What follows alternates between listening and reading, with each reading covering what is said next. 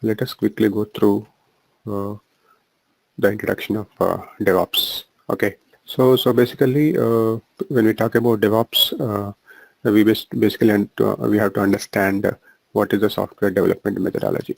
So in general, in any organization, how the software is developed, right? So let us say there is a requirement and that has to be converted to a project and software, right? So for that, there are stages, right? So this you would have studied in your graduation uh, as part of, computers subjects, right? So basically it's like we gather the requirements from the customer. So that's requirement analysis,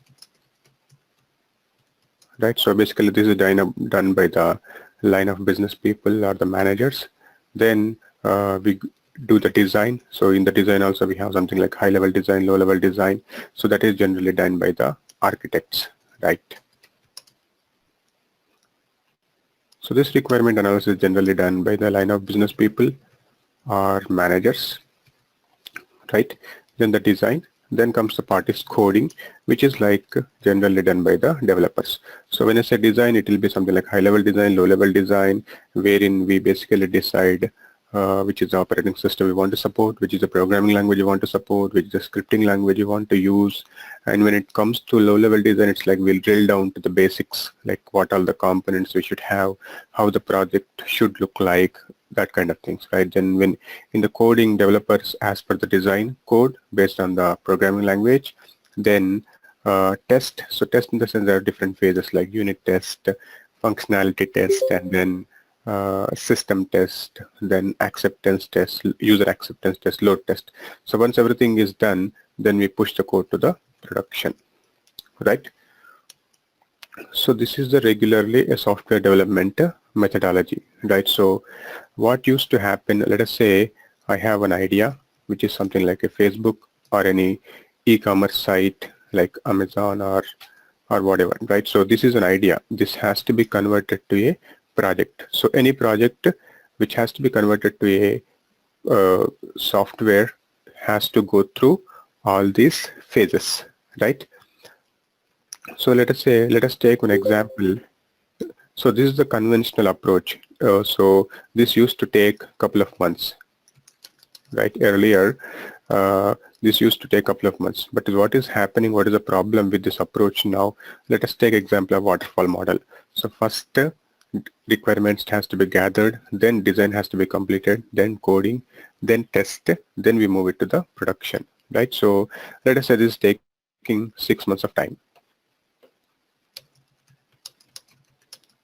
right?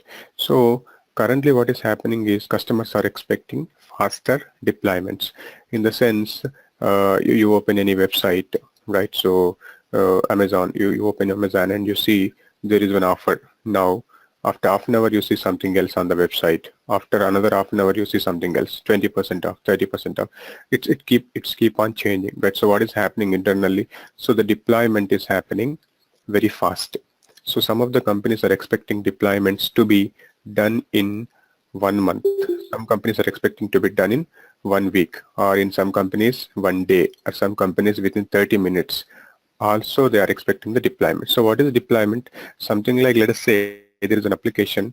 It can be anything. It's a Citibank application or HDFC or Amazon or anything. It is actually running on a server, which is inside a data center, right? So there is someone who is maintaining it. There is a team, there is a production team, there is a development team, there is a test team, there is a design team, right? So when something has to be done, right? So let us say there is a new feature has to be added to the website, right? So there is a design team who does the design, there is a development team who does the coding, and there is a test team who tests, and there is a production team who pushes it to the server, right?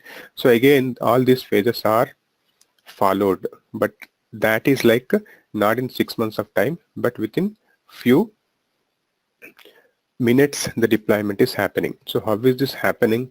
This is happening because of end-to-end automation. So basically it's like the deployments have to be done very faster in a very quicker fashion, so that, and it has to be done accurately. So that's the reason why we have this end-to-end automation. So everything has to be automated. For example, something like, let us take an example of So there is a development team, there is a test team, there is a production team. So basically, let us say there is a developer. So basically, developer does coding, right? So coding in the sense, when multiple people are working on a single project, they store their software on a repository, right? So that can be SVN or Git or uh, ClearCase or any other versioning system. Right? So basically it's like we don't store our software on the laptop, we store it on a centralized server so that even if the laptop crashes, you have the code on the centralized server, right? So we basically develop the software and then we push it to the centralized server. So multiple people will be using that centralized server for storing the source code, right? So let us take an example. So Monday morning, I'm a developer, I have fixed something on the Monday morning, right? And then, so here, this is a conventional approach wherein previously there was no automation. It's like everything is manual. So there is a build team that has to convert this source code to binary. So what do you mean by binary or artifacts? So this is something like you have Java source code, you have written something like hello world program, then that has to be converted to a binary, in the sense a var file or EAR file or jar file. So that is what we ship it to the customer. We directly do not ship the source code. Source code is nothing but the code which you write, and then we compile it, we build it to create the binaries, right? So that binary we generally ship it to the customer, right? So who does that? That generally done by the build team. So there is a development team who does the coding. There is a build team who actually does the creating the binaries from the source code. So basically it is nothing but compiling, right? So once that is done, then we push the code to the test team. Let us say testing team does the test, and they take the binary and they test it, they run their test cases, and if everything is fine, they declare it as a passed. Then what is the next step? Then we push it to the production team and asking that testing is completed, please push it to the production. Once we push it to production, we have the application or the website which is functional. So these are the phases which it goes through, right? So development, testing, production. So there are different phases. In development also we have unit testing. In testing also we have functional testing, system testing, etc. So everything is completed. Once we make sure that everything is fine, then we move it to the production, right? So let us say in the conventional life cycle in waterfall model, what is happening? So there is a build team, but there is no proper automation tool they are using. So they are doing manually. Let us say it is taking 1 day for them to create the build, and there is a test team and they are taking 3 days of time to test it, right? And let us take out this part for now. So I'm a developer, I just pushed something, a small fix in the Monday morning, and build team has took 1 day to convert it to binary. Then test team has tested 3 days, okay, to test it, right? So entirely it is taking 4 or 5 days time just to check whether my fix is working fine or not, right? So just to understand a small fix which I have given, a bug fix or a feature or anything, to make it working or just to get the feedback whether it is working fine or not, it is taking 4 to 5 days of time. So there is a lag in the process, right? What is it? Build team is doing it manually and test team is again doing it manually. So can we enhance this by talking to different people and asking them to automate something like, let us say there is a build team, then we can ask them to use the tools like Ant and Maven and ask them to create the build within, let us say, 1 hour.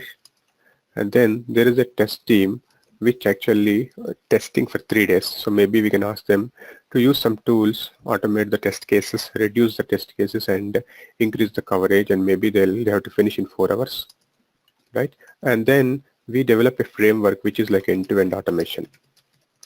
So what is the problem with this approach is something like there is a lag in the process, and let us say build team has completed building at night 1 o'clock and they send a mail to test team saying that build is ready, please test it. right? So again, next day morning, test team has to come and start testing, right? In the same way, let us say test team has completed around 10 o'clock in the night and they have to send a mail to production. Please push it to the production. So this is like everybody is waiting for someone else. There is a manual intervention in every stage, right? So in the same way, developer will fix it and he'll send a mail to build team saying that my fix is ready, please build it.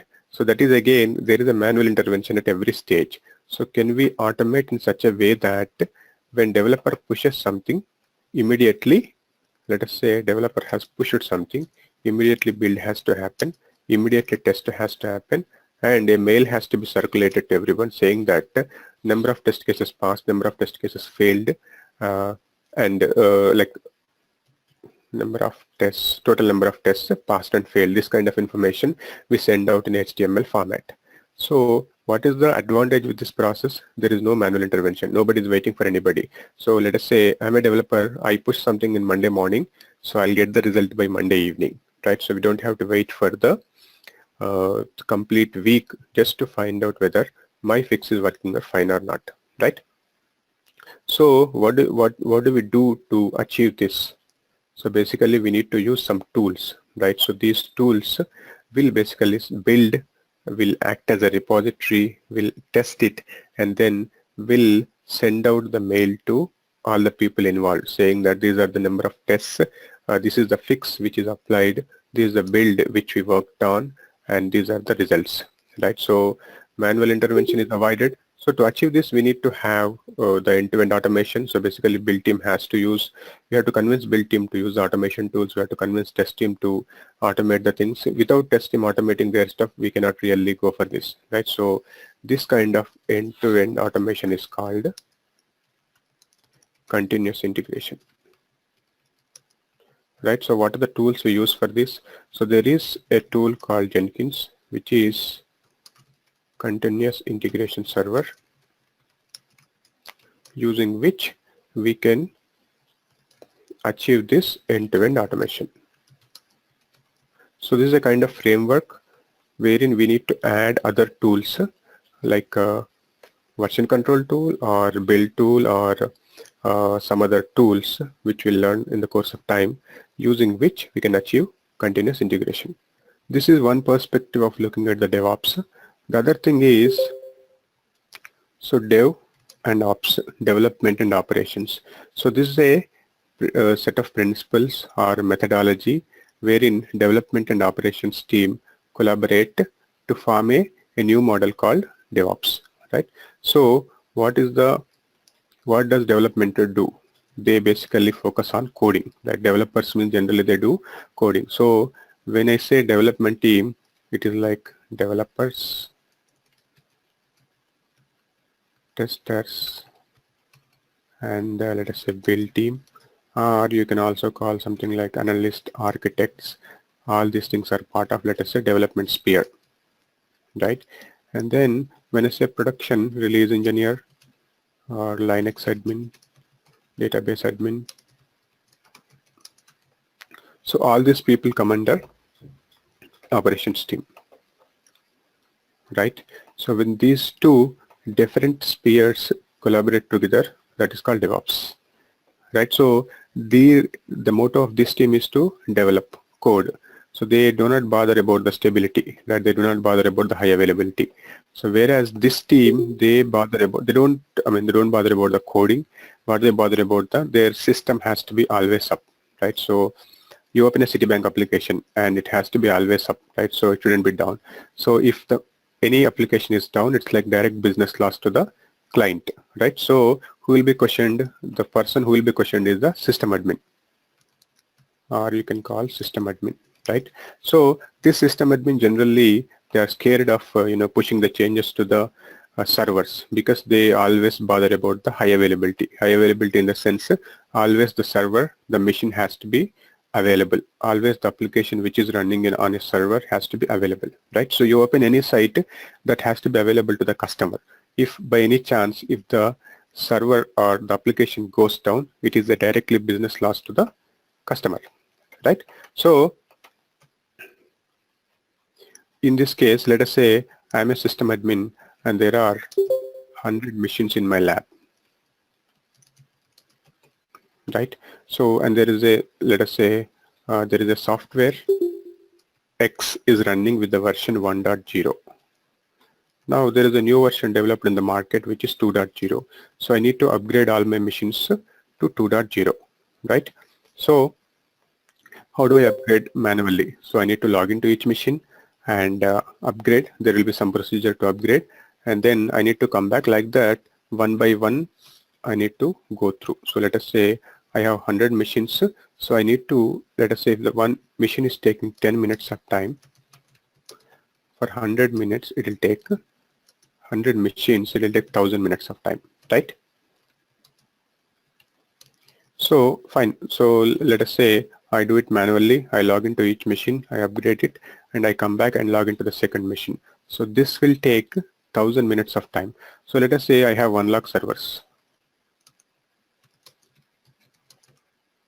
So how do we update this software, right?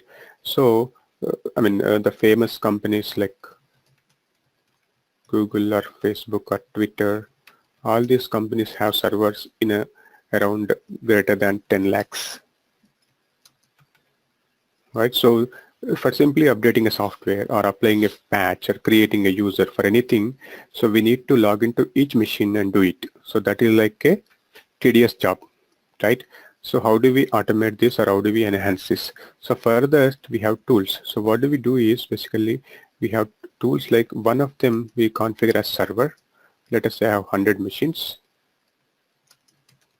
So one of them is a server, and the remaining 99 servers we configure as clients.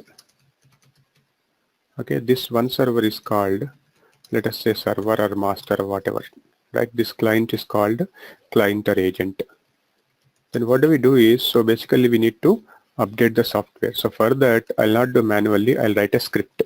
So this will not be something like a Java programming language or C programming language. It will be simple script that is like a general English.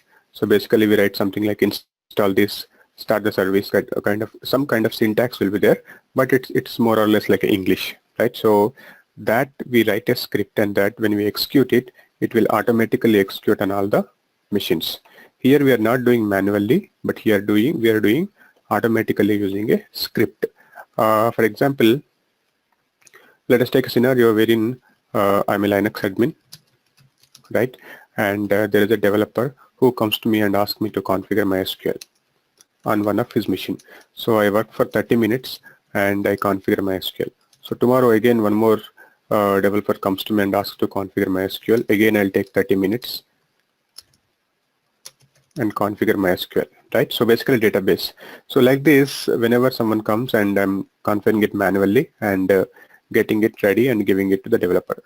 Okay, so in DevOps model, that will not happen. So in DevOps, in production, operations guy also thinks like a developer.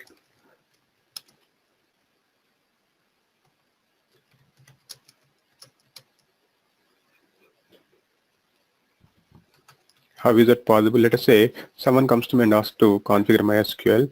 What I'll do is I'll not do manually. I'll write a script. I'll write a file. That file does MySQL installation configuration on the machine, right? So this is a one-time job. For the first time, let us say I write the script, and tomorrow morning again someone else comes and asks me. Now again I'll not do MySQL configuration manually. I'll just call this script. So this script does the job.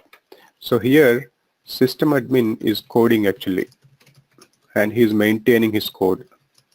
What do you mean by maintaining? Something like he's storing his code on a centralized server, and there is versions associated with each file, 1.0, 2.0, right? So this is nothing but operations guy thinking like a developer is DevOps, right? So basically here generally system admin will not code. He'll simply does the installation configuration. But in DevOps model, system admin guy is also thinks like a developer. He writes the code, he maintains the code. So that is DevOps model, right? So here we are maintaining our code as a infrastructure as a code. For anything and everything, we write a code and we maintain it in a repository, and if there is any need, there is any requirement to configure something, we just execute that code. That code will go and perform the something like installation or configuration, adding the user, applying a patch, upgrading, or installing something. So for anything and everything, we write the code, and that code does the job. So this is called DevOps. I actually am totally new to this subject wise. Do we need to have like specialized like training prior to have this one, or I can manage or cope up with what with the training session that So I'm going to take in future? I'll come to that. So basically what we should have is SDLC knowledge, software development lifecycle knowledge, and we should have knowledge on Linux operating system, but this anyway will start from scratch. Okay. So this knowledge is enough. Okay. So basically, I can start up because I do have a computer science engineering, but Yes. Yeah. education is different when compared to the practical thing. That's why Yeah. I'm a bit confused. Yeah, that would be fine. Yes. This anyway will start from scratch. So all the tools will start from scratch. So that would be fine, I guess. Hello Vishal here. I have one question. You are telling the client and master. Is it Chef and Puppet in the picture for this? Exactly. So this is like tools like Chef, Puppet, Ansible. All does the same thing. So this one of them is master, the other is the clients. Okay, so we require any scripting language also, like Python, Perl, or shell scripting, right? For this? So we will cover shell and Python, but for using this, we may not need all these things because everything is ready-made. We can use them by downloading some of the modules, and directly we can use by writing some sample scripts. There will be some modules already available that we can download and use, but still if you want to customize, we can do that using languages like Ruby and Python. Okay. You mean to say the Chef Puppet is a is a connected with different name in the AWS, right? Means it's the same tool which is working with the same features like the Chef and Puppet, right? So Chef and Puppet are called configuration management or continuous deployment tools. Basically, if you have multiple servers and you want to perform something, we cannot do manually on all the servers. So using Chef and Puppet or Ansible, any one of them, we can automate the everything so that we do it automatically. I have two questions. Yeah, first question, before entering to this course, what technologies we know? I think I just answered. So this kind of little bit of computers knowledge and software development lifecycle, so that would be enough. Second one is in the market available two courses. First one AWS and second one DevOps. Which one we will go first? So anything based on your interest you can go. So here we also cover AWS, but that will not be complete full-fledged. It will be how much ever required for the course. Okay. Something like EC2, IAM, S3, VPC, DNS, RDS. These are the things which are going to cover the basics of AWS. Okay. Thank you. Yeah. So far we have discussed the continuous integration and configuration management, right? And so there is also something called monitoring, and there is also something called creating development environment. What is monitoring? Let us say there are hundreds of servers and we need to monitor them. So because of any reason, if the CPU increases on the machine will go down. Again, the application will go down. So continuously we need to monitor. How do we monitor? So we have to log into each machine and see the CPU usage, the memory usage, the file system usage, right? Basically, if the RAM goes full, your application will go down, right? So how do we monitor that manually? Manually monitoring multiple machines is difficult, so, right? So we have tools like Nagios, which does the monitoring. So Nagios is kind of a graphical user interface. We can add all our servers to it, and it will show the CPU usage or whatever the requirement on the graphical console. So if anything is going wrong, it will change the color to red. So as an administrator, I need to log into the machine and understand what is the problem, right? So that is what is monitoring. So for that, we have tools like Nagios. So for continuous integration with tools like Jenkins, configuration management, we have Chef, Puppet, Ansible, and so for this we have a tool called Vagrant. So this is like for creating lab, right? Let us say you want to practice some tool. So how do we practice? So either we should go to lab. I want to ask you one question. Can we use Jenkins for continuous deployment as well? Yes, so when I say continuous integration, it is continuous deployment, continuous delivery, all this come under the same. I'll tell you what's the difference between all these things, but for now, just understand continuous integration is testing the fixes continuously. Okay. Yeah. Okay. Got it. Yeah. Okay. So to practice, let us say you want to practice some Linux commands. So if you just have a laptop and internet connection, that is enough. If you have this Vagrant tool, with just 3 commands, we can get a VM up and running.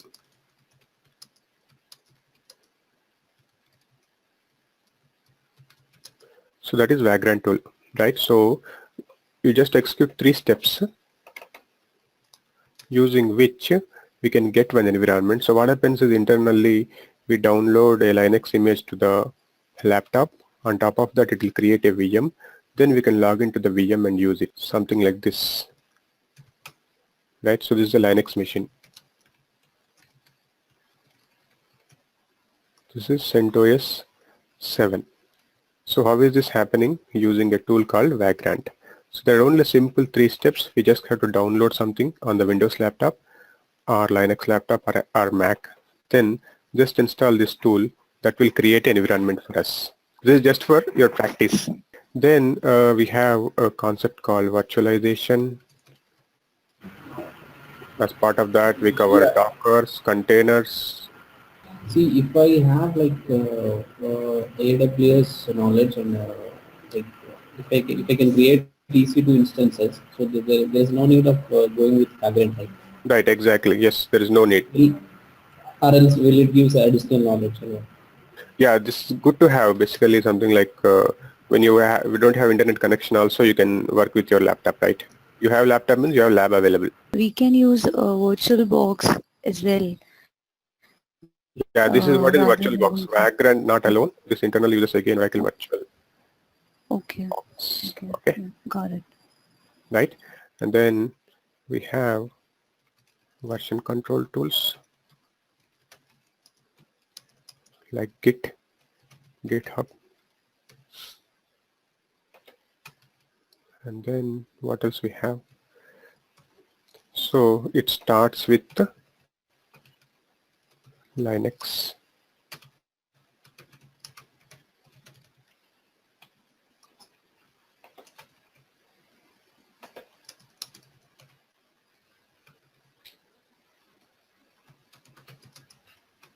So in a nutshell, this is the course.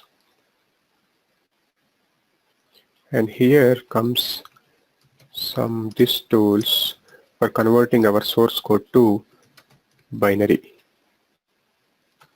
And then something like we store our source code on version control system, right? So for maintaining the versions and checking who's modifying what, right? So that is called version control system like Git or GitHub.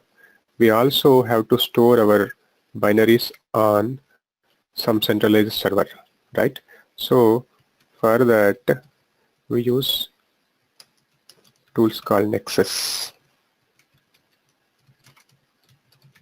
Right, for storing the source code, for storing the code, basically let us say you have a Java program, we use Git or GitHub. And when we convert that to binary, that binary also we have to store, right? Let us say in the organization there is a problem now, there is a defect, and we need to go back to the previous version. We need to have the binary from the previous build, that we store it on a tools like Nexus or Artifactory. Okay, and then one end-to-end integration, something like we design a project. That project, if some developer modifies something, everything has to happen automatically, right? So let us say I'm a developer, I modified something on Git. It has to build it, then it has to store it on the Artifactory, then it has to start the test, then it has to deploy. So all these things is called workflow. Workflow is nothing but a complete end-to-end workflow. So I think this will be the first question in any interview. Something like, what is the workflow? What are the tools you have used? How did your project work? So basically it's like, what is the version control tool you are using? What is the build tool you are using? What is the continuous integration tool you are using? What is the configuration management tools you are using to deploy that to different servers, right? So it's like, I mean, so when you complete this thing, the codes, and you need to modify your projects in such a way that you have to tell like, I worked on this, and this is the flow, and this is how it works, right? So there is a development team, there is a test team, there is a build team, there is a production team, and so DevOps is like collaborating between all these teams. And when developer modifies something, all the end-to-end integration should happen using the tools like Jenkins. So Jenkins is the kind of framework wherein we chip in all these tools like Git and Nexus to it. So this will detect if there is any change in the repository, and it will create a build. Then that will be pushed to Artifactory or Nexus. Then using tools like Chef, Puppet, or Ansible, we deploy that to the test machines. And if testing is successful, we move that code to the production. Now, once it is moved to the production, so it is accessible to anybody, in the sense that feature will be available in the market. These are like a lot of things to like concentrate on. Are you going to cover up in like during the time like 45 days, and how much do we cover, and how much can I learn from the course? So it is like from the scratch installation. Let us say you're talking about something, Chef, installing Chef on one of the machines or multiple machines, 3 machines, then configuration. Just for example, then we write some of the scripts.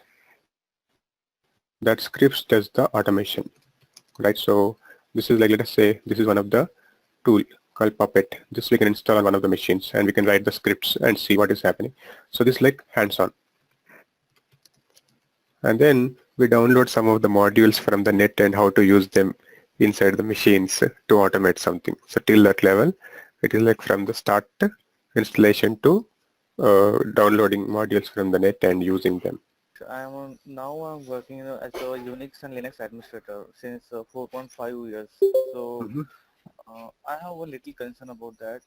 Nowadays, all companies saying we are doing the automation. So is that the part like this is a means I would like to say this is the part of the automation?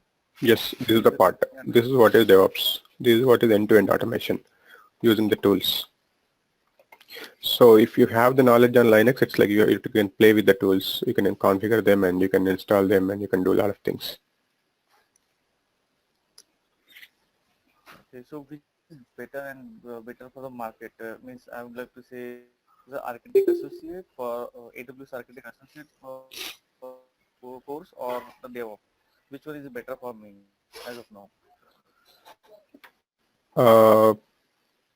I think it would be better if you have 2, because you have some instances also in cloud. You need to manage them, right? You have 100 instances in cloud.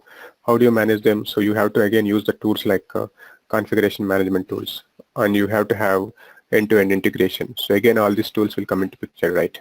So we'll just go through some of the fundamentals. Okay. So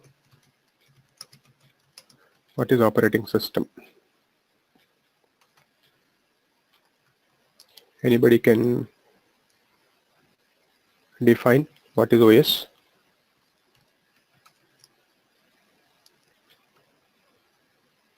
Interface between the user and the system. Excellent, right? Yeah. Any other these things? Collection of running programs.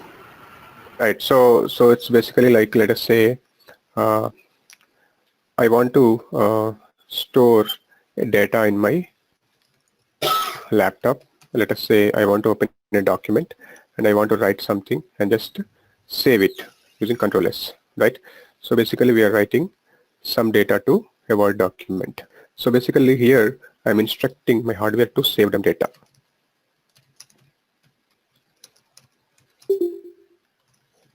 But as you know, hardware only understands zeros and ones.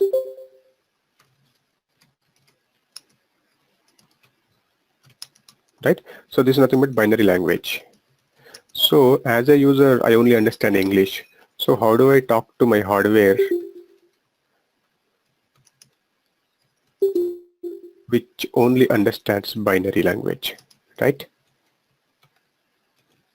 So let us say, just take a simple example. Let us say I know English and I know only English, let us say, and I want to talk to a guy who knows Hindi.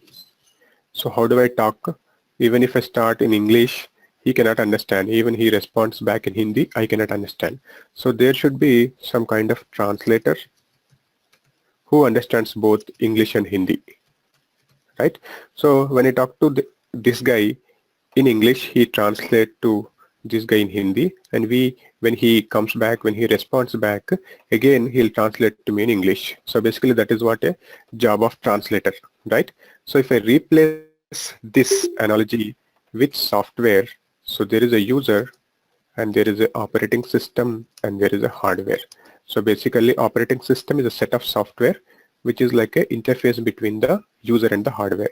So if I want to communicate to hardware, I need to communicate through a layer of operating system or software that is called operating system. Basically a set of softwares which acts as an interface between the user and the hardware. That is nothing but operating system, right?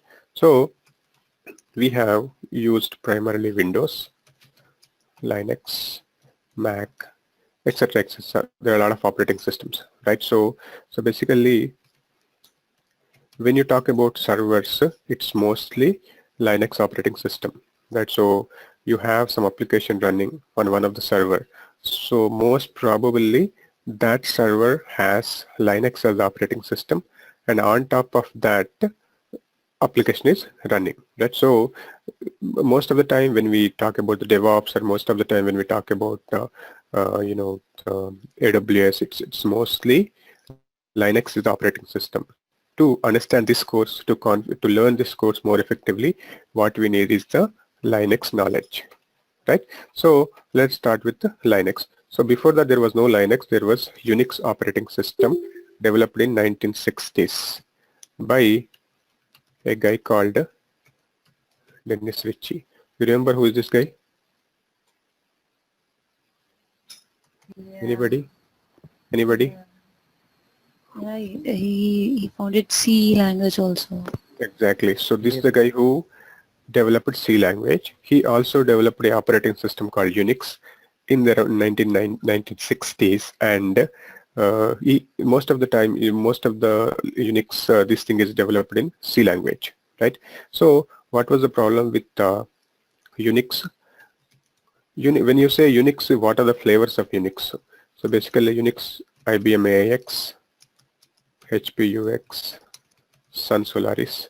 These are the different flavors of Unix, right? So these are the companies who used to develop operating system, and they used to, so basically this is like platform dependent. In the sense, AX runs only on IBM machines, HPX runs only on HP blades, Sun Solaris runs only on the Sun machines, right? So if I use Sun Solaris on IBM machines, it doesn't work. So these are the hardware vendors, right? So let us say you want to start an organization, start a company. We have to buy the hardware from somewhere, right? So those hardware vendors are these companies, IBM, HP, and Sun. We need to buy hardware from them. We need to install the operating system on top of their machines. So if we use Unix, the problem is only it's very much platform dependent, and this is licensed. We cannot simply download this from the internet and install. So we have to buy the license as well, right? So AIX runs only on IBM machines and not on HPUX or Sun machines or HP machines. In the same way, Solaris runs only on Sun machines, right? This kind of dependency is there, and they are not open source.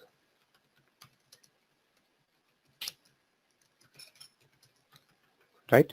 So it is like, let us say if someone wants to see the source code, what is there inside this operating system, we cannot see because the source code is not open to everybody and it is licensed. So to address all these things, so a guy called Linus Torvalds developed a operating system called Linux. Okay, he actually developed something called kernel. We'll see what is kernel later. So let us say for now understand that he developed an operating system which is Linux, and he then most of the companies took that kernel and they developed their own applications around that. So that is called distribution. So they took this Linux kernel and they developed their own utilities, applications, commands around that, and they call it as a distribution. So there are a lot of Linux distributions available in the market. So the primary ones are RHEL, Red Hat, Enterprise, Linux, SUSE, SUSE, Linux, Enterprise, Linux, and then we have Ubuntu, we have CentOS, we have Fedora, right? So these are the Linux different flavors. And when we say when you are working on Linux, the next question will be, I mean, just to find out whether you're working genuinely or you're simply saying you're working on Linux, the question will be, what is the flavor of Linux? So you tell I'm working on Red Hat or let's say or Ubuntu.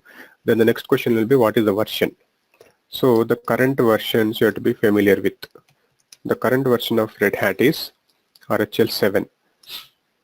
Okay, and SLES is SLES 12. Ubuntu is 17.10. So these are the versions. So for every product there will be a version associated with, right? Java 8, Java 9. In the same way, operating system also will have some version. CentOS 7, Fedora 25. Again, there will be some service packs with each. RHEL 7, SP3, SP4, SLES 12, SP1, SP2, something like that. But these are the primary versions. So what are the advantages of Linux compared to Unix? This thing is open source. Anybody can download and use it. The second thing is it's free. You're not charged for it. And then it is platform independent, sorry. Right? So this operating system you can just download from the internet and you can run it anywhere. It runs on the mobile, it runs on the laptop, it runs on the server, irrespective of the hardware. It runs on IBM machines, it runs on HP machines, it runs on Sun machines, right? So it's free. You can also see the source code if you want to develop your own features around that, you can develop. And so basically it's platform independent. So these are the primary differences between the Unix and Linux. Okay, so that's the reason why Linux picked up, and there are a lot of open source software available in the market which we can readily install on the Linux and use it, right?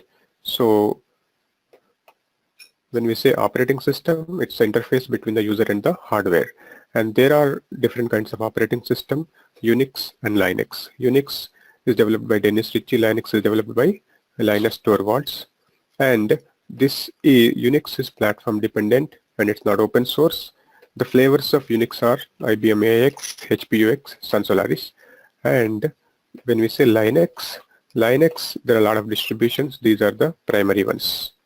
RHEL, developed by Red Hat, SLES, developed by Novell, Ubuntu, this is the open source community, Debian, they developed it, and CentOS is again RHEL distribution. These two are again RHEL distributions.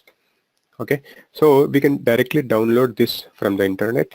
We can install it on any of the machines, whether it is a laptop or mobile or server. Then so basically it works on any hardware, whether it's IBM AX or HP UX or Sun Solaris. So that's the primary difference. So what is the difference between the Windows and Linux?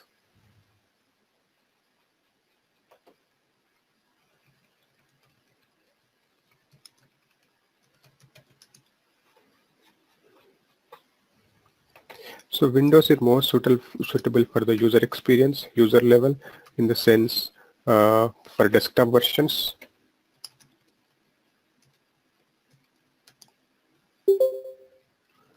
But when you talk about Linux, it's more suitable for the server edition. So basically you want to have very huge server setup inside a data center with a lot of applications running, a lot of scalable applications, highly available application. In that case, we choose Linux. Okay. Whereas you just want to work on something like Word documents or PPTs, where you just want to open something and open a browser and check your sites and that kind of user level experience, use Windows. Linux also has the desktop versions. In the same way, Windows also has the server edition. But what is most preferred is Windows for the user level, Linux for the server editions, right? Let us just take one example. This is called capitalization. I create a directory folder with DevOps. Then I create another directory with small DevOps. Will this work or not?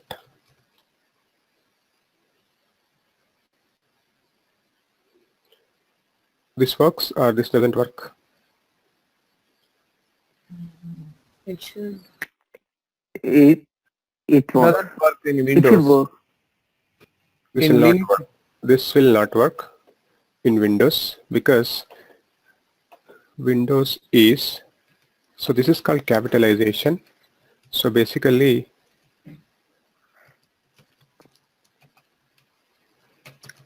Linux is case sensitive. It bothers about the case. So basically you can create any number of folders like this in Linux. Whereas in Windows, if you just create DevOps, that's all. You cannot create any folders with caps. This is called capitalization. So there are like a lot of differences between Windows and Linux. We'll see in the coming classes. So this is the basic class just to understand what is Windows, what is Unix, and what is Linux. Okay, we'll stop here. We'll continue. Are we like what are you going to cover for AWS? Like you've already mentioned, like S3, IAM, EC2. This will be 5 to 6 classes. It won't be too much deep like a regular AWS because that will take around 40 days, right? So it Okay. will be the basics. Another question. How many days you cover Linux part? It's around 2 weeks. 2 Linux weeks. plus shell scripting. Are you going to cover And how Python, much right? time for, Yeah, that will be at the end. Yes, and how much time for Linux? this including this thing, Linux and shell scripting. Okay.